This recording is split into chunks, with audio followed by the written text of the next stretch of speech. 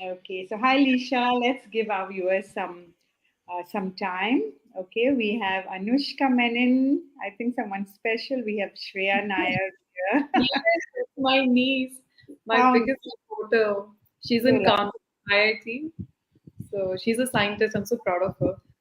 so nice. Good. So we'll just give our viewers another say probably a minute or maybe 30 seconds. Let them just hop on, and then So are you we have ready? so ready. My daughters are watching. My niece is watching. I'm ready.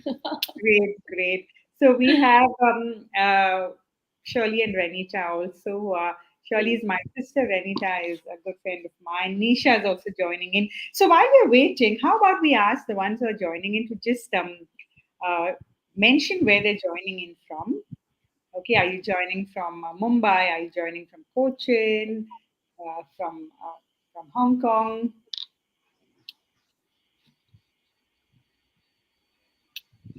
We can welcome them.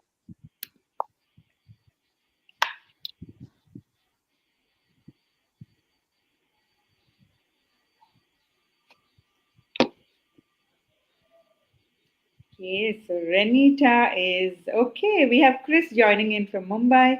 Lekha is also, Nair is also joining. I believe that's Lekha's your sister. Yes, my elder one, my elder sister.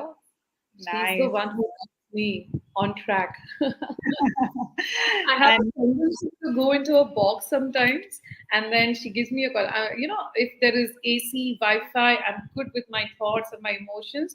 I can go without any contact for some time, and then my sister will fish me out, and she'll say, "What are you up to? Come back out there. Come so back nice. outside." So I So can see, I'm sure Lekha is smiling and happy to hear that. We have Monica joining in from Mumbai. Shreya is joining from Kanpur. yeah, One Monica. friend of mine from Mumbai, Renita, is also Mumbai. Shirley from Hong Kong. And Sujata Yeah. Nair joining from KL. Flavia, thank you for joining in from Mumbai again. And yes, I think let's begin, Lisha. Okay, so as we said, we set an intention for the show that the ones who really needed to be blessed by this show should join in. Okay, so shall we begin? While you take Yeah, some deep all breath. ready. Okay, great, great. So let's begin. Okay, so good evening to everyone and welcome to Natalie Inspires You. I'm Natalie Fernandez Mota, author, blogger, and motivational speaker, and a life purpose life coach. And to know more about the work I do, feel free to log on to natalieinspiresyou.com. But today, I am so happy to introduce you to Lisha S Menon, a life skills life coach. And let me tell you a little bit about her. So, Lisha's journey as a trainer began when she was a little girl.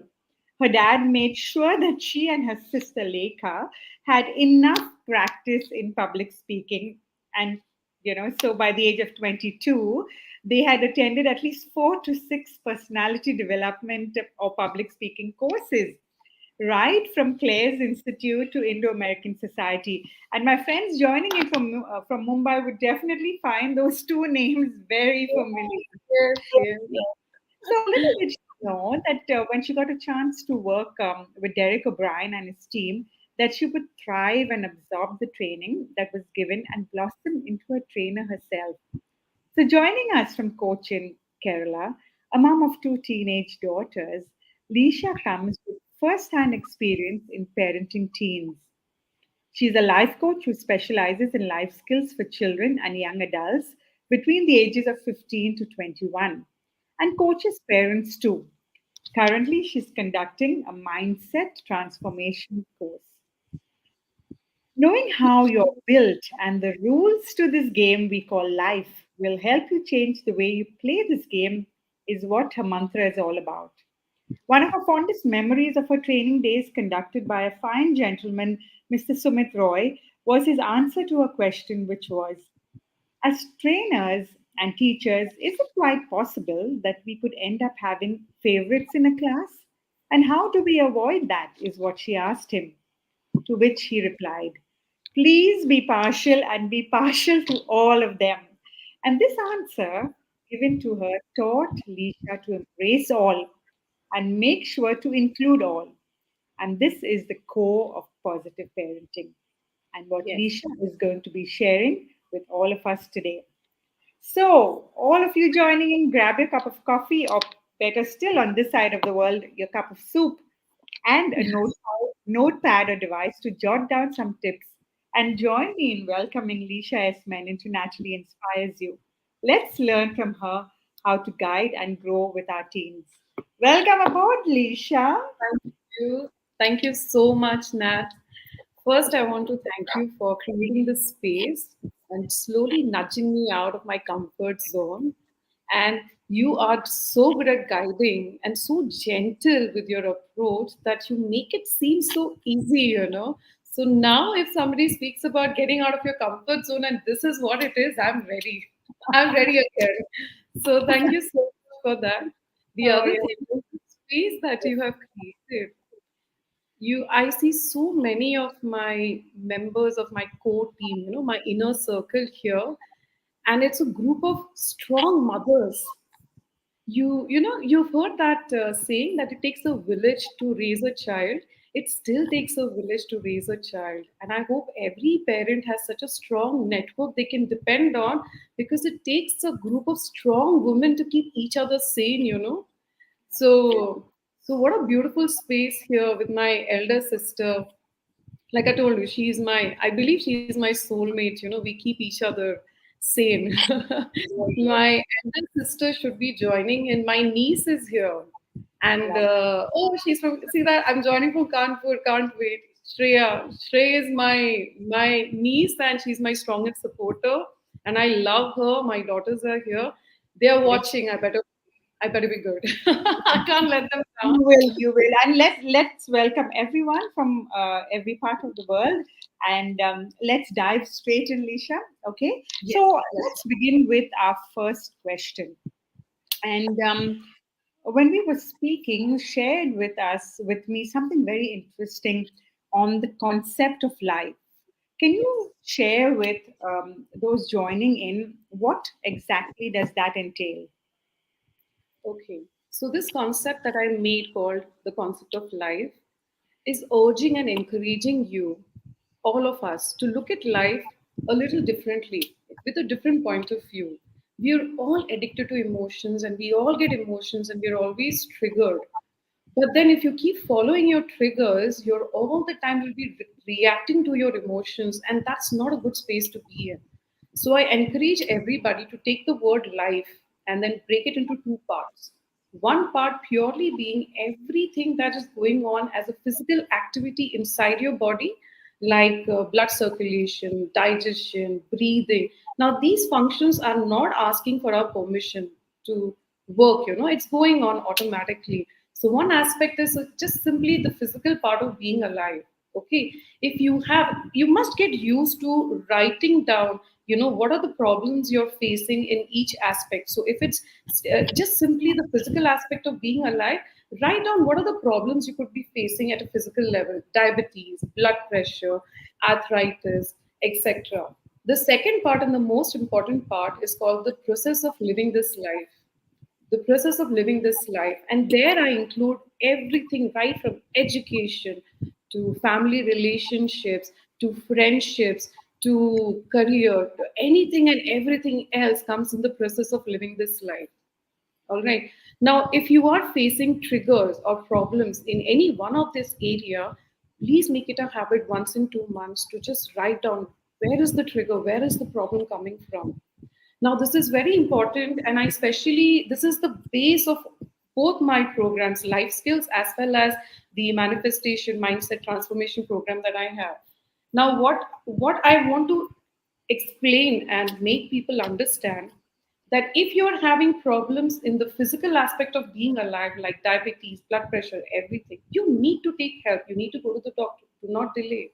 You can either support this process in your body or infect it with our decisions, with our diet, with our exercise. That's one part. Okay, fine.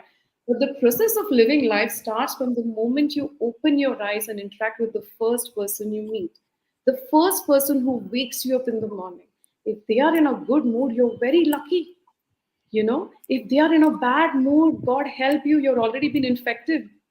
You understand? And then, so I see these children, they get up in the morning and then they come to the breakfast table and then they are either happy with the breakfast or they are not. Now, again, their mood is changed. Now, they step out of the house, they meet somebody they like, or they meet somebody they don't like. Now, again, the mood is changed. So it's like a domino effect. Throughout the day, they are either unhappy or by chance or by luck, they are happy. Now, why this is important to understand to keep this separate is because sometimes, and in most families, this is what is happening. The trigger comes from career for an adult, but the stress spills over to family relations. The trigger might be in family relations, but it spills over to your career, it might spill over to your education, depending on whether you're an adult or a child. So it's very, you must have a logical mindset to check where is the trigger coming from and then address that trigger. Because what happens later on in life, and even with children nowadays, the trigger is coming from education and it shows up as anxiety and palpitations in the body. Now you go to the doctor for anxiety pills, you go for therapy. Therapy, then it's good. But if you go to the doctor for anxiety pills and all that, you're not addressing the trigger. There is no point in taking medicines for anxiety or even blood pressure. If this trigger is from career, then again you go to the doctor and you're taking pills, but you're not able to address the trigger. Now, what I want people to understand is that physical issues in the body, go to the doctor, that's fine. But the other part, the process of living life, if you have any set problems there, it can be changed. The change is possible, it can be reset. The journey might be tough, but it can be reset. Children do not know that. So, I have Lisha, how yes. do we then help our children in this area? If we now you've explained to us how to go about identifying a trigger in a way, how can we help our children to make a change in that particular area? So when I talk to children who are 15 years old and 16 years old, and when I explain this concept to them, I know it's too early in life for them to even understand that. Because right now, kids are always living in a very controlled environment. Yes. You get to understand. So whenever I explain this to them, I already want them to start thinking logically for a time, for a period later in life. When they are 26, 28, I'm sure they would go through some disappointing experience in their life. It's inevitable. They will face some disappointments in life. And at that time, I hope that they have the logical sense. But for adults today, I want them to take a sheet of paper and sit down and say, okay, this is my problem. Physically, I'm having diabetes, blood pressure, arthritis. I may not have enough energy in me to maybe be a very good, active, energetic mother all the time. So plan your day accordingly then. Take care of your health. You owe it to your family. So as an adult, I would like people to sit down, make a note of this. The stress is coming from career, then address that. Do you need to change anything or do you need to support yourself with further education or certificates to upgrade yourself? Tackle your stress there. So this is more for adults in this right moment, and for children to keep it in mind that this is the way you need to approach life. You know, so like that. So I would In like fact, adults. yes, in fact, what you're sharing with us is so good because of what I can understand is that if we learn to take care of us and our stressors, we automatically will be in a better state to handle our children. And also, with them seeing us, they know Yes, that in life they can do the same. children Brilliant. are always copying us or they are coping with what we do. Either they end up copying us. I, there is, I mean, there are a lot of studies for that. So we got to be very careful with how we behave around them, how we handle stress is how they are going to learn to manage stress themselves. So this is more for the adults right now. Take action right now today, and for the children for later. That this is the way to do. So like that. But Alicia, you forgot we're talking about teenagers. So all moms, nearly all of them are coming to you stressed. So, so Come welcome, to this group, and we'll find solutions together. yes, So lovely, lovely. yeah. That will lead me to our next question. Okay. And as you said, I mean, there's so much for us adults to learn. So, our next question is about How would you explain to us the difference between adult and child, especially today when sometimes we adults seems to be acting like kids and our children seem to be acting like adults? So, in your experience and in the research that you have done, how best can you explain to us adult and child? All right, so this is going to be a little interactive. So, Nats, tell me, is a child allowed to drink alcohol? No, of course, as in 21 and above year is the age limit. Yes. So the answer is no. Is an adult allowed to drink alcohol? An adult? Yes. Yes. Is a child allowed to drive? No. Again, Up to age the age of 16? Maybe no. 18, 18 Is- year in Malaysia, it's 18. Yes, okay. Okay, in some countries it's 16. So till the age of 16, a child is not allowed to drive. Fine. An adult is allowed to drive, isn't it? Anybody over the age of 16 is allowed to drive in some countries. Fine. Now the next question is a child allowed to have relationships? Do we really encourage them to go into relationships easily? Uh, Not I so mean, much. as teenagers, we are also thinking about that area, as in, They won't listen to us, but there's a reason why we tell them to little hold on and wait. And I'll get to that now.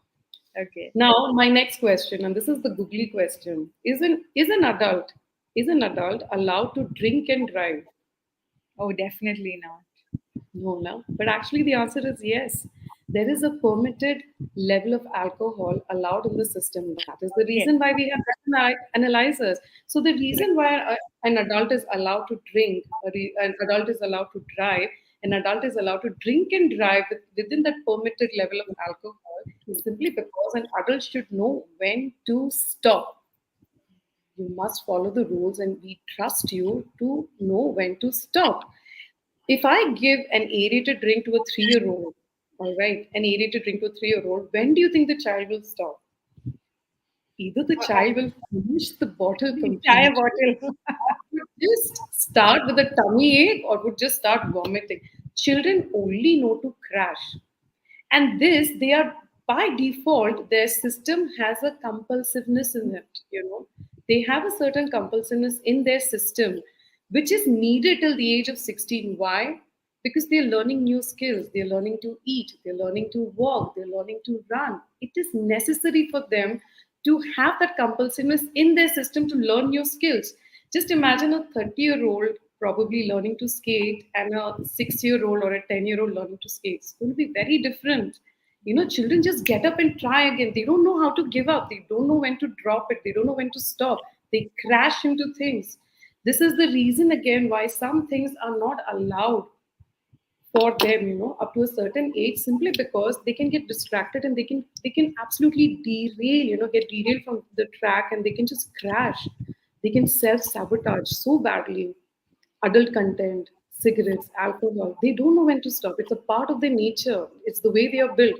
So now we as adults need to understand that and slowly keep them away from it, because it's just not good for them. This is why there are systems in place for that.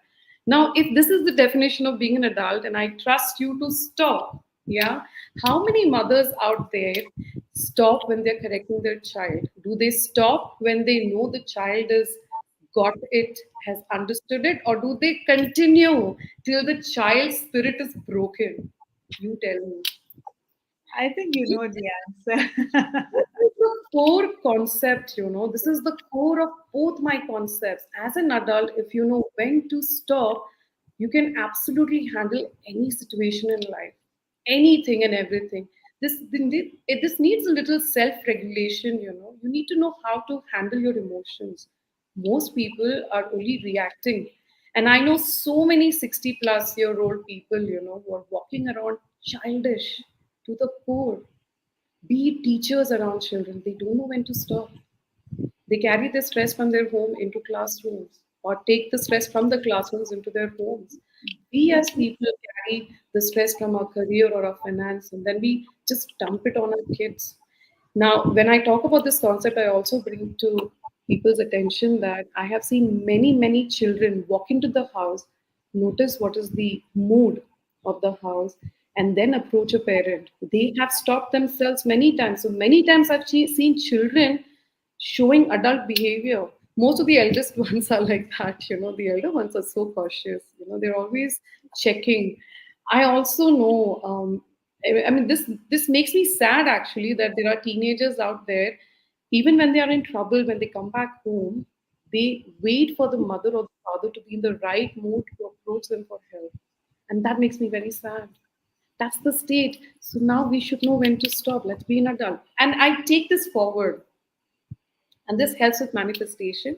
Worry has never helped us. When we continue to worry, it has never helped us. It only gives us blood pressure and diabetes. Okay, now only stress in the body. So when you find yourself worrying and multiplying that worry, you should know how to stop. Get your mind off that track. Train yourself. Train yourself to stop. Stop worrying. You're just multiplying your problems for that moment. And anyway, when you reach that problem, you're anyway going to face it again. So you're going through it twice. And then when you are having a happy moment and you're really having fun, crash into it. We know happy moments come far and few. Enjoy like a child in good times. And when you worry, find yourself worrying, just get it off. Change the track, reset your mind. We must know how to do this. We must learn. True. So, I like your sharing on happy moment. Sometimes we're so caught up in this everyday situation of life, we have forgotten about the happy moments, or we yes. just let it pass. So Yeah. thank you for that. Very, very insightful, Lisha. And as you can see, so many commenting saying, Thank train our you. minds to stop valuable. Sujata says, we are nagging all the time, right? So, yes, so true. Thank you. So, moving on, now that you've clarified a few concepts for us, concept of life, then we moved into adult and child. Now, this is something that is really the highlight in not only the lives of children but of us adults too. So, moving to external validation, okay? Children and even we adults are constantly seeking external validation, and social media is not making it any better. You have like, you have love, you have a smiley, you have angry emotions, and everybody's not going to fall for that. So, Oh, what I'm are your waiting. thoughts? What are your thoughts on external validation and the effect it has on children and Be especially ready. teenagers? Get ready to be shocked now, okay? Get ready to be shocked. It's the way we bring up a child. The moment a child is born, the first language they learn is through physical touch. They cry, we pick them up. The second thing, along with that, is verbal affirmations, the audio. They are listening to you first before they learn to speak. Now, throughout their childhood, what are they listening to? Good boy, good girl. What are we telling them? Good boy, you washed your hands. Good boy. Oh, look at you sitting there, like you're behaving yourself. Good girl. Good boy, good girl. That's it. You have trained them to obey. And guess what? Being a good citizen is obey the rules. What is a good? Anybody who's good has got into this, is trained to obey. But what really is a good person? A good person is a strong person. A good person is one, a trained mind and a refined soul knows to respect and be kind to the people who are good to them and stand up to bullies. But if you're training your child to be good all the time only by obeying, what are you teaching them? You obey me and I'll give you love. You obey me and I'll give you love. Do you have any idea how many children are in toxic relationships because they have been taught to obey? And what is the cutest word we have for a confident child? You know, brat. Brat. A confident child is called a brat. A child who refuses to sit in your box, is questioning you, is called a brat. I am a super brat myself. So, so this is where it starts from home. In school, also, they are trained to obey, follow the rules, follow the rules. They are rewarded for that. How many of us appreciate a child when they take an initiative? We don't. There's another thing to it. So instead of appreciating the child and saying good boy, good girl, what we want to do is appreciate the effort. So when my daughter keeps her room clean and I say wow, wow, the room looks so good, Thank you. That's awesome. Good job. Good job, Ananya. That's amazing. So you notice, so now you are appreciating the effort, not the child. The child does not become good or bad because of his actions. It's the job that is appreciated. So they do more of that to please you. So here, when my daughter touches those books, I'm like, wow, thank you so much. That's amazing. You're going to sit to study, and are you doing this to impress me? Do you understand that? It's the job. Yes, You train you. It's not really training. We give them space to take initiatives. We appreciate them when they're being bold. Now, I'll give you a small incident. My daughter, the youngest one, actually stood up to somebody in the bus and then actually yelled and came back. And my elder one was like, Mom, she yelled at somebody who's elder to her. Tell her something, tell her something. And for a moment, I mean, if I had got into that reactive stage, I would have absolutely said, How can you speak rudely to an elder? And I said, let's see what happened. Let's see what happened. Give them a chance to explain. One of the worst feelings any human goes through is being misunderstood. Being misunderstood is the worst feeling, and children are going through it every time. No matter what they say, we're saying, No, you weren't like this. This is not what you were thinking. You were thinking that. Misunderstood. If a child is being misunderstood, there is cortisol and adrenaline rushing in his system. That means his system is shut. His system is shutting down. They are going into the fight mode, the flight mode, the freeze mode, or the fawn mode. Most girls go into the fawn mode where they try to please the person so that they can stay safe. This is where you get your yes sir, no ma'am, yes ma'am, no ma'am. External validation, they're yes, like they've gone into freeze the fawn mode, and boys rather go into the freeze mode. The freeze mode, the system just shuts down. Now to break the freeze mode, they need to use aggression, and you find them getting angry. It's to come out of this freeze mode. And the fawn mode, you find children running from this state. It goes into flight mode to move, to finally get out of the situation. So this is how we have addicted, our children to external validation. Anyway, so coming back to that incident, I asked my daughter, my younger one, why did you find it necessary to be rude to this person? And in all her innocence, when she was in third standard, she actually picked up a fight with an eighth standard. And she said, Mom, but she was troubling Chechi. She was troubling Chechi. And that's it. That's her justification. So she was doing it you know, out of exactly. that feeling. So then we sort it out like that. But at least listen to the child. We get used to looking at only the actions. We must understand. I hope everybody understands this. A situation triggers emotion. Emotion, the type of emotion you have, that creates thoughts. It's thoughts that turn into action. Most of the time, people are walking around with a teaspoon. I call it the teaspoon versus tablespoon concept. They're walking around with a teaspoon. I feel love. I'm loving you. I'm going to throw love at you now, and then say, "Be grateful." I'm throwing love at you. Now I'm angry. I'm going to throw anger at you. I'm frustrated. I'm angry. Like a teaspoon. That's the capacity they have of a teaspoon. That's it. And I'm like, please. And then they say, I'm a very honest person. I'm a very honest person. I just say exactly what's on my mind. And I'm like, please, of course. And they're like, I'm very clean at heart. I'm an honest person. I said, yeah, you just dumped everything on everyone. Obviously, you're feeling clean right now. But what about the others? Are they suffering you right now? What I would like is for people to sit with themselves and develop the capacity to hold an emotion. Hold on to that anger. Don't get into reaction. Don't act on it. Stay with it, especially with children. Stay with it. I sometimes sit with it for 3 days. I do not react when I'm angry. I sit with it. I hold it in. I let it calm down. Emotion is like a wave, it does change. Then you decide what you want to do. Be tactful when we speak to children. We are affecting lives. So why not use that? Use the vocabulary. Be a positive parenting does not mean saying yes to the child all the time. It's knowing how to say yes, how to say no. Why can't we be tactful? And I'm telling you, Nat, I really feel that all this pollution in the environment is just a direct reflection of how we keep throwing things into each other's life.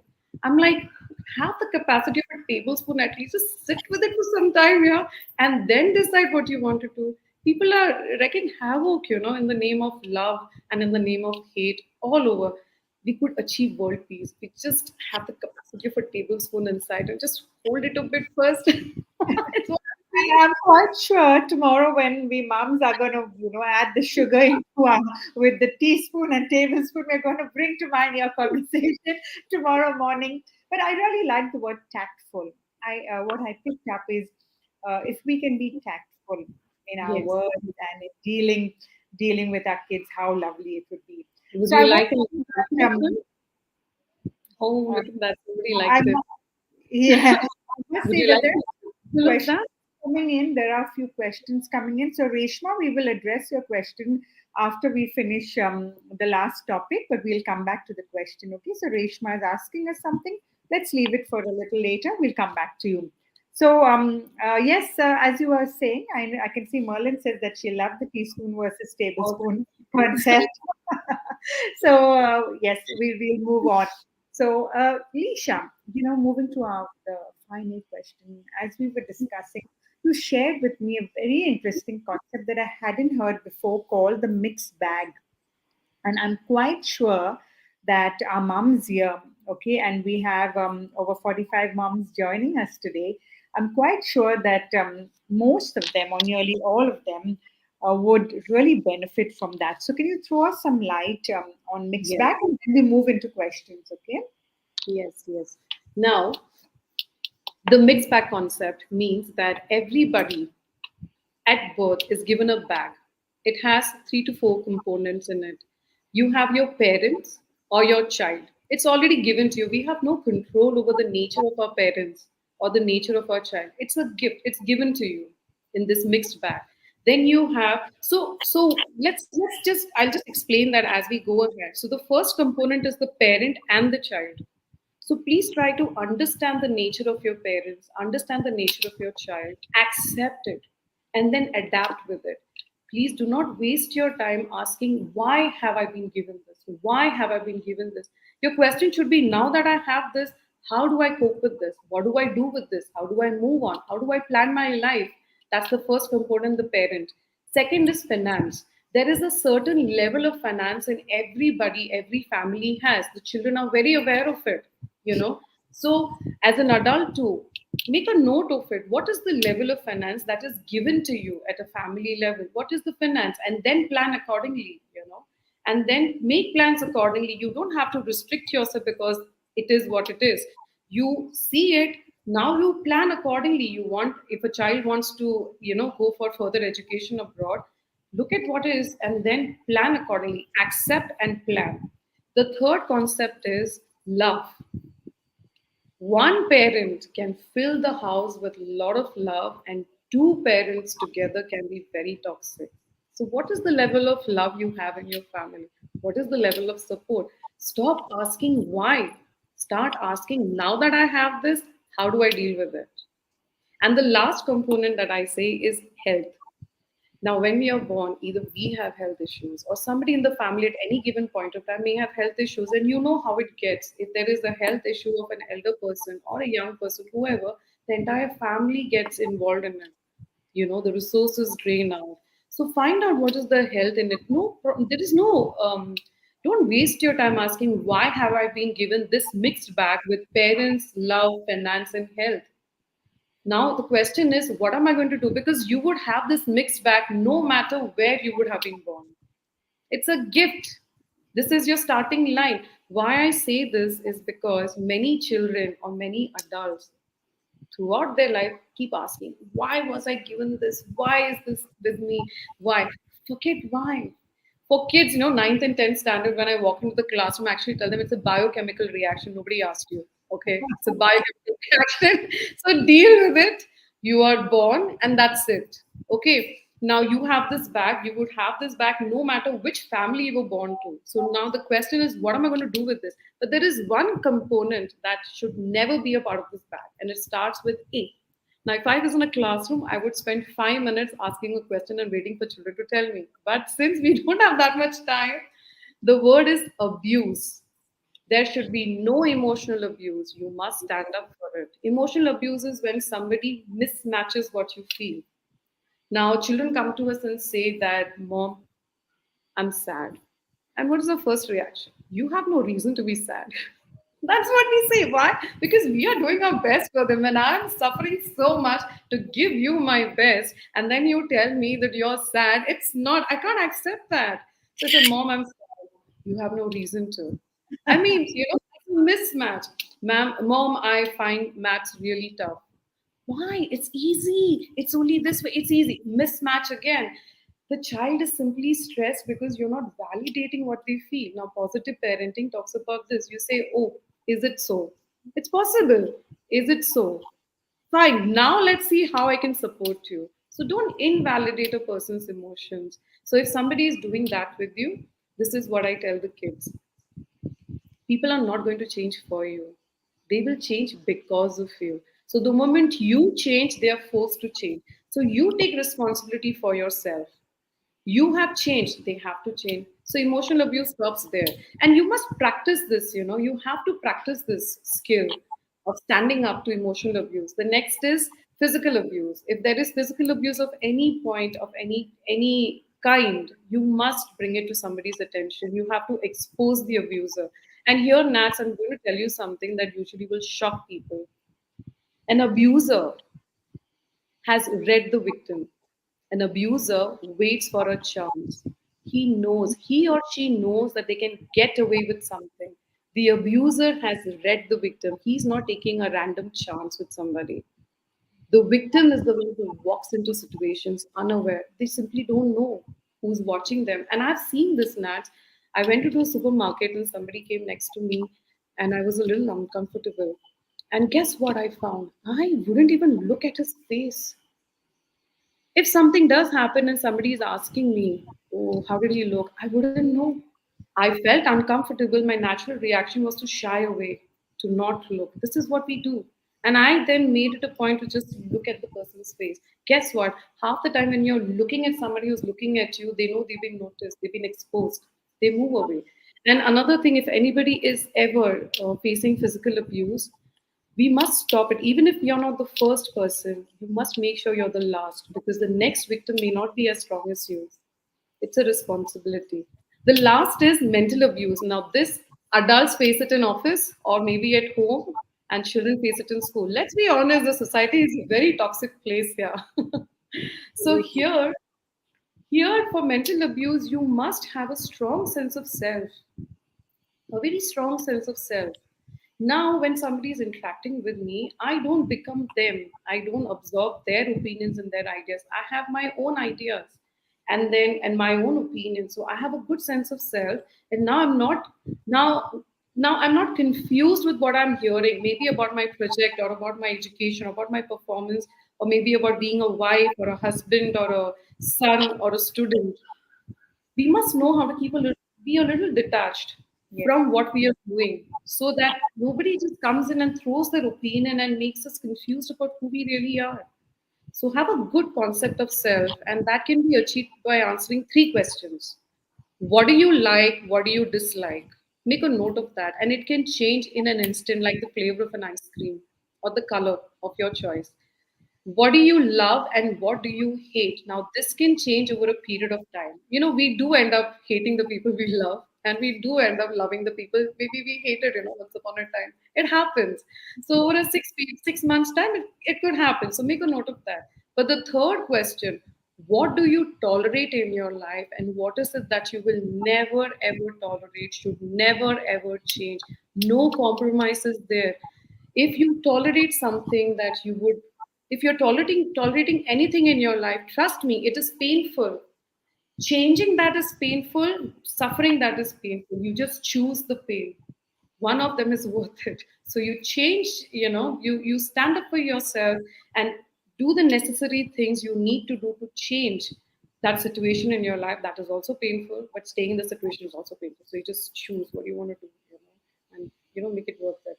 So that's how you know yourself. And of course, the fourth one, I love this. Is this really mine? That's the question I ask. Is this really mine? Is this idea mine? Is this opinion mine? Is this feeling mine? Is this emotion mine? Or is it somebody else's? Just because somebody else said it and I found it very attractive, have I just adopted that? Does it really go with who I am? you must ask yourself. You're just a sum total of everybody around you. So concept of self will help you deal with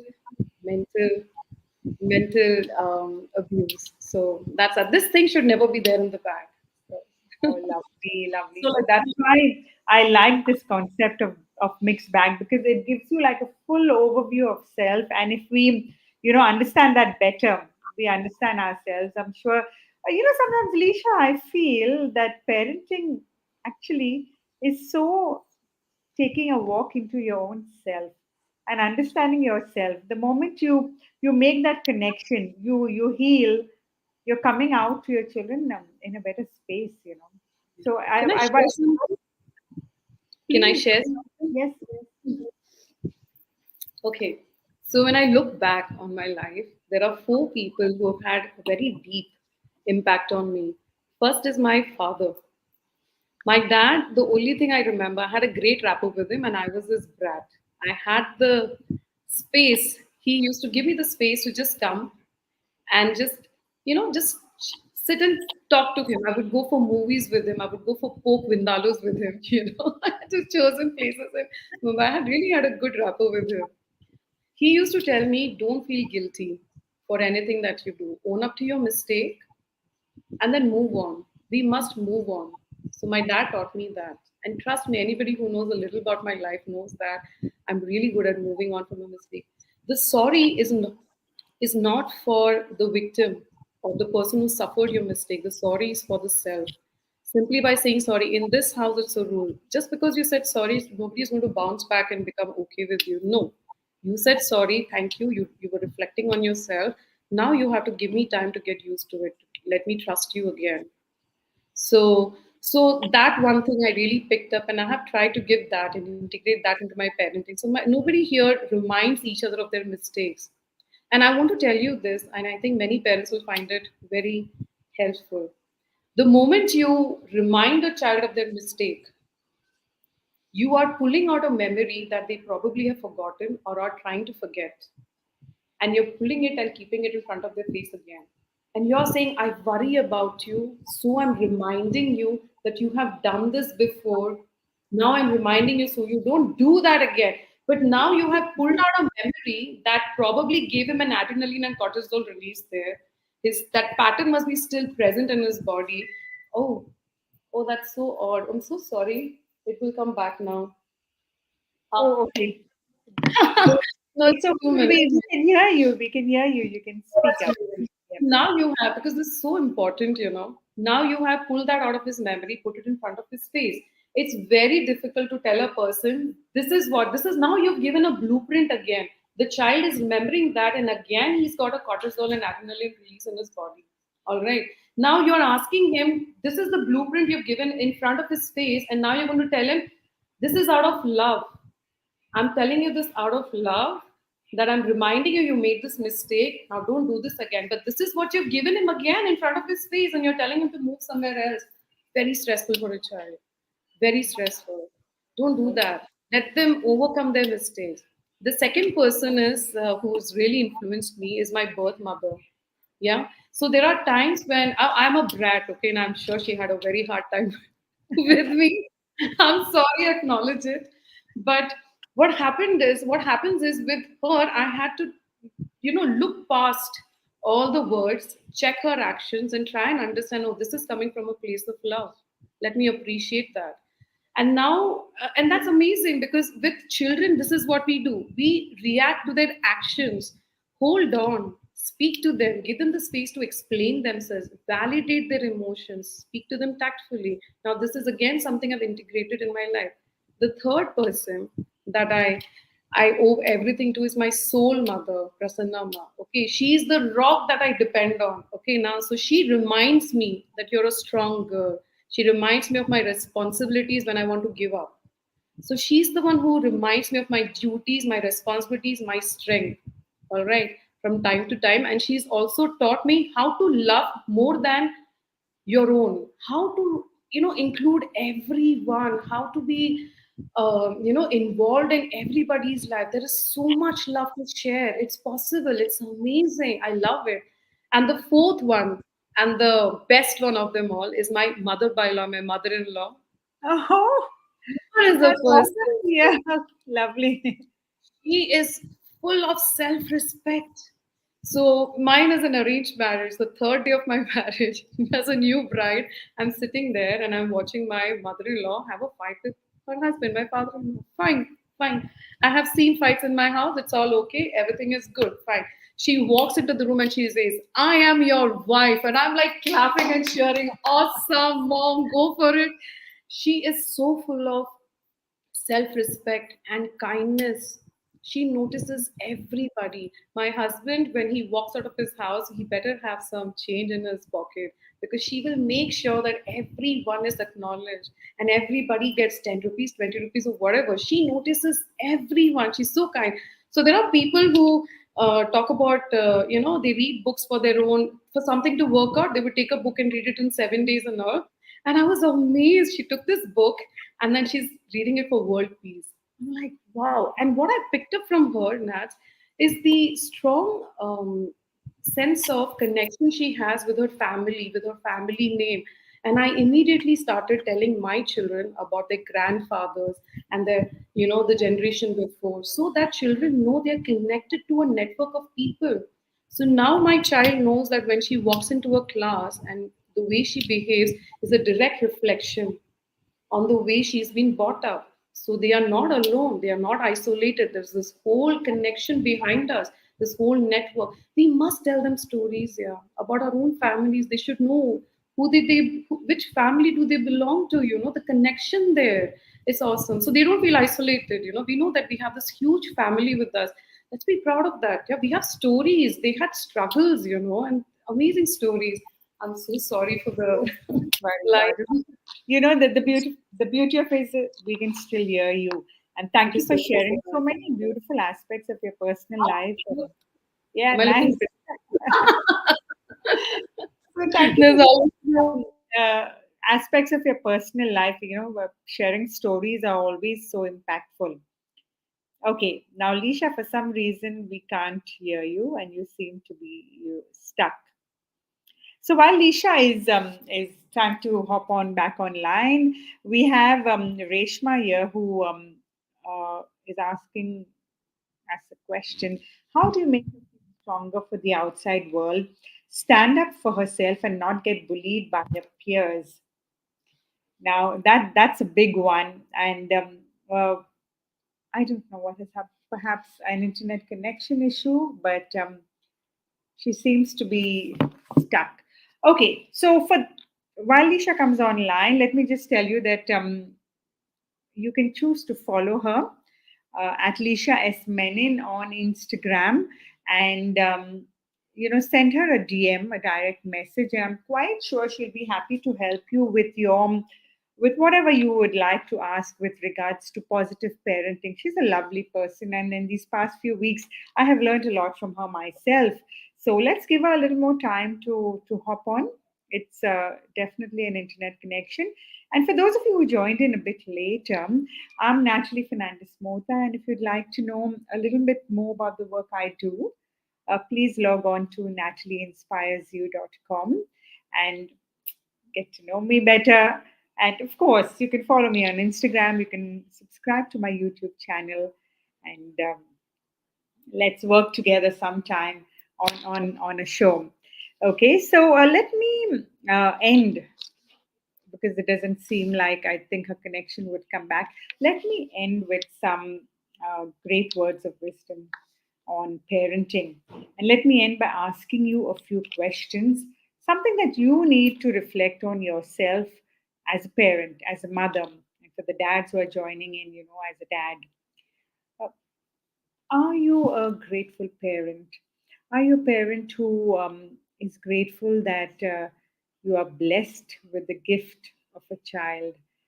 Are you a parent who is grateful that you have teenagers buzzing, bubbling, fighting, dancing in your household? Well, most of us are grateful to have our kids. But how grateful are we is what I would like to ask you today. So I leave you with something to think about. Okay, think about how you can be a grateful parent, because it's very clear, and it's clear that grateful parents raise grateful kids, and grateful parents have grateful households. So we have Lisha back online. And Lisha, yeah, no issues. Lisha, so very quickly, we left Reshma's question for you. How do you Yes. make your kids stronger for the outside world and stand up for herself and not get bullied by their peers? All right, excellent question. Thank you for asking me this question. Most parents are teaching their child to be smart, to grab opportunities. Why? Because of this fear that they're losing out on something when they fail to make the best of an opportunity or something like that. But what happens is your child turns into a people pleaser for external validation. They start doing things, and that's very harmful for their own life. What we need children to understand is empathy. Try to get them to look at the other person's point of view. As parents, we pass on three things to our children. One is FOMO, the fear of missing out. Okay, the other is fear of failure. How many times have we told our children that if you don't do this now, you're going to repent for this later? This is fear of missing out and fear of failure. We have to understand that life has changed. All our children are born after 2000, and all of us sitting here are born before 2000. World has changed. If they miss out on something today, they will get another chance in 3 months. When we were growing up, if I passed on any opportunity for further studies or something, God, for sure that that would have been a once in a lifetime opportunity. It's not so now. The Gen Z that we talk about are so cool about this. They have it in them to cheer for another person. They say, good for you. Now I'm going to go back to what I can do now. Why? Because they are not competitive at all. They're absolutely chill people. It's us. We feel that they are too relaxed, but they really are relaxed. They have more avenues to make money. So first thing is to make them understand that you give them a way of understanding that something about the greater good, over a long period of time. Don't fall for this peer pressure and all for this moment. So of course they would be hurt if the peer is, I mean, if they're facing difficulties in school. Of course it would hurt them. Teach them to handle disappointments in life. Teach them to handle a no. Teach them to say no and be okay with it. Teach them it's okay if you miss out on something. So as parents, we pass on fear of missing out, fear of failure to them. Let's relax with that. There is no rush, there is no hurry, there's always another chance. This is from experience that I've seen, that my daughters have handled all this. And you know what, some parents get nervous the moment the child starts crying. In this house it's celebrated. Why? Let me tell you why. So you have a cortisol. You're stressed, you have adrenaline and cortisol, your nervous system is all jacked. The best way to deal with that is to really cry. Cry it out. You'll feel better. So most parents start feeling guilty if the child is crying. Here it's celebrated. I say, cry for it, cry properly so you don't have to cry for this again. Take your time, sit with this disappointment. You're not going to have everybody saying yes to you. Deal with it here. Home is a place where you rebalance yourself, re energize, and then step out to face the world again. It's okay to be disappointed, it's okay to be hurt. And this is what I find telling my children, it's really working. Just wait. Be patient when somebody is doing something. Don't say anything. Don't react. And you will see them tripping over their feet. Over a period of time, it will all be clear, and they will fumble and they will then stand up, and you will see that it's all about them. It's not us, it's all about them. So we use our eyes in two ways, Nat. One is that I am watching you, I'm observing you, and I see you as a complete person. Now I can see your actions, I can see your words, and I see you. That's awesome. Most people, especially people addicted to external validation, are using their eyes to, I will be seeing you, but I'm wondering how you are looking at me. So my eyes are back on me, and now how wrapped up am I with myself? Now I miss the words, I miss the action. And I'm telling people, people are all that I'm telling you exactly who they are. We are the ones missing it. Why? Because I'm wrapped up in myself. My eyes are tuned back to me. How am I looking now? Am I impressing her enough? Is this fine? Nats, is this fine actually? Is this really fine? So, so Honestly, this is this is, as Flavia says, this is so real because this is what's happening all around us. let's So to not be actually, bad. Yeah. so Let the and children handle. Let them handle exactly. disappointments at home. We are there. We are the safe space. Let them practice handling a disappointment here. So I remember just one more example. I remember my daughter telling me that she came back from school one day. She said, "Mom, the principal shouted at me." You know, she's changed 8 schools. Okay, so you can just guess which one. I'm not going to say it anyways. So, so I said, for once, I actually listened to her. I said, "Really? Okay." I said, "Who else was there?" "No, it's me, and then maybe a few more." I said, "Okay, what did she say?" So she said this and she said that. And I said, "You know what?" I said, "Thank God this happened to you now." I said, "You would have felt miserable if this happened to you when you were 26. It's happened now. It's good. Now that, at least now you know how it feels and we can deal with it now. Thank God it didn't happen when you were 26 or you were 36. You would have taken it to heart. Now you know how it feels." See, you change the point of view, you change the game, change the way they look at things. And I used to be very happy that my daughter would come home and say, "Mom, teacher's in a bad mood." And I was like, wow, she knows that if somebody is angry, it's their problem. Teachers, not that I had a bad day because the teacher was in a bad mood. The teacher was in a bad mood. The teacher was having a bad day. Wow. I mean, see the clarity. They're looking at people for what they are. So this is how you prepare children, to face the world. You focus on your own manners. You focus on your own integrity. Teach them to be, honest because it's good for the soul. Think of it long term. Many parents rush into parenting and they're all the time trying to make fix their children for the present moment. But everything that you do today will show, results when they're 26, 27, how they behave and conduct when we are not around is what it really matters. With us, like my bestie says, mothers, especially mothers, see the worst side of the child and then we react to that. But that is the place, the safe space. They dump everything here. But when they step out, they're awesome people and we are like cheering for that. Say, thank you, you're an awesome person outside. And why not? Everybody needs one space where they're not judged. So, Exactly. we mothers see the worst side and then we say, oh my God, my child is. But this is the only space. If you don't give them the space, Nat, they will step out of the house. They will find a space for that. And that's where they get stuck with a group who does not know better. They get stuck to habits and patterns that doesn't serve them. Let them Absolutely. let them come to us with their problems. Let them show us the worst side. And I find it amazing that a child will challenge you and say, "I'm at my worst. Can you love me now?" And I have only found that a mother can dig deeper inside herself and say, "Yes, I still love you. Yes, I still love you." Because this happened with me. I mean, of course.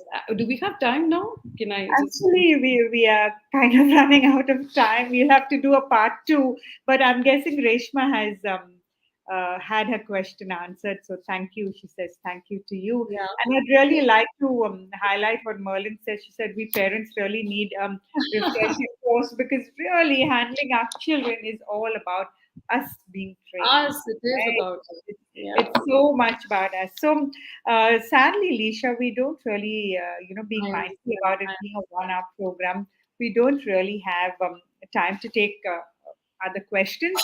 But while you went offline, I encouraged them to follow you on Instagram and send you a DM. And if you are able to, you could, answer them. Yeah, If yeah, you could, yeah. that Sure. would be nice. Okay. But All it's right. been so wonderful. Oh, so Renita says they want a part two. Yes, because Any parenting time. can never finish in part one. We also have Yes. Flavia saying part two. And Yes. there's Kamal who's put a question here. And if you could, Kamal, may I encourage you to follow Lisha at Lisha S Menon on Nats, let's do one Instagram? thing, Nats. Let them put the question to you also, and we can do another session for Yeah, these questions if you perhaps, want. perhaps Or maybe we could nice. in the long run. But for now, to have Kamal's question answered, Kamal, I'll request you to DM Lisha or me, and we will definitely see how best we could have. So one thing for sure, I can see Malini saying part two, Shiloh from Singapore saying part two, and yes, let's end with what Renita has to say, and she says, "Thanks, Lisha and Nat. Great insight and so much to learn." So yes, Thank Lisha, you. really from the bottom of my heart, thank you so much for giving your time, your expertise, your enthusiasm from the time we embarked on this discussion. You have been so enthusiastic about today, and I can only say that blessings will follow. Okay, Thank you and so much. hopefully part two will follow also. Yes, I'm Okay, so ready.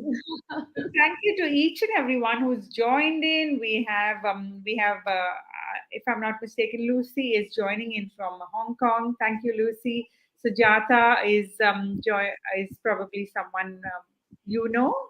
Maybe. Sujata Nair, okay. And we have Merlin. Thank you, Merlin, for joining in, and to everyone. Thank you so much for your time, because what has been shared on parenting would never ever go for waste, because after being a parent we then move into being a grandparent, and this information will stay on with us for the rest of our lives. Okay, so Lisha, I'll allow you to end the show with one line, One final line. line. Thank you so much for making that clear. One line. Yes. So I would like to say that parenting is an art, okay? And art is abandoned. It's never over, it's never finished. We as adults need to know when to stop, when to be tactful, give them the space to grow. This is the practice session. Home is the practice ground. Let them try everything with us. Dig deeper inside for more patience. Look back on your own journey. Remember your own achievements. Feel strong and confident inside. You got this. You can do this. And have a super strong inner circle for yourself. Many people from my inner circle are here. And just last word of advice, be very careful who you go to with your problems, because your walls are down, you're vulnerable. So don't let anybody infect you at that point of time. Be very clear who you go to. Okay, and you will never find anybody in my inner circle poisoning me, or poisoning me against my kids, because this is something that used to happen before. But no, so my inner circle is very strong, and they are my brothers and sisters, the ones who have walked this journey before me. I connect with them, and they remind me of my strength, and I remind them of their strength. We're there for each other, so you're not alone. It's still parenting with you as a child, and a group of strong people to keep the parents sane. So stay connected, not disconnected. Independent and yet connected. Independent and connected. So that's the message from Lovely, lovely, so amazing. So we say once again to all the me. moms joining, you've got Thank this, you. and you're going to do good at it, and it's only going to get better. Okay, and with that, let's end. And so that's Lisha S Menon joining you from Cochin, Kerala, Mumbai, and this is Natalie Fernandez Mota joining you from Kuala Lumpur, Malaysia, wishing all of you a positive and happy parenting. God bless. Thank you so much. Thank you.